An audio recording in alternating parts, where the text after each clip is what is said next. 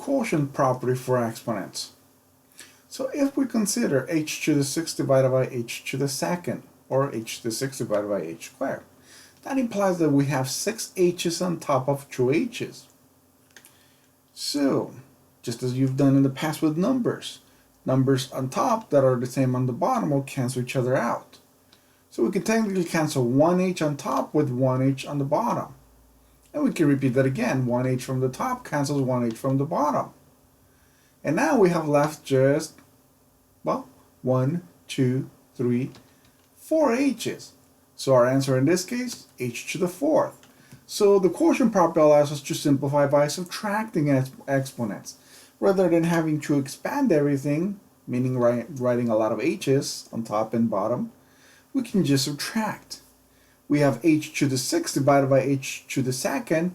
The equivalent is to say h to the 6 minus 2. So 6 minus 2 gives us 4. So we get the same answer as above. So remember, we can cancel out h's by writing in the lengthy format or short method, just subtract equivalently. We are always subtracting top exponents minus the bottom exponents. So 6 is the top exponent and the 2 is the one that's in the bottom. Do remember, it must be from the same base. In other words, in this case our common base is h, otherwise we wouldn't be able to cancel them or combine them together. So here we have another example, 8x to the 6th divided by 4x to the 5th. And do notice that the first number on each is just a coefficient or number in front of the base with the exponent. The variable, we define it as the base. The exponent, or a small number up higher, is the exponent. So try to keep this in mind, what they're called. It'll help you out for future cases. So the first number is a coefficient, number in front of the variable. Next one is the base, which could be an exponent, pardon me. It could be a variable or a number, I should say. And then the last one there is the exponent, the smaller, higher number, okay? So let's try out this problem. 8x divided by 4x, and remember it's 8x to the 6th divided by 4x to the 5th, actually. So rather than working on it over on the right with an equal sign, we want to avoid writing an equal sign. So preferably work it downwards.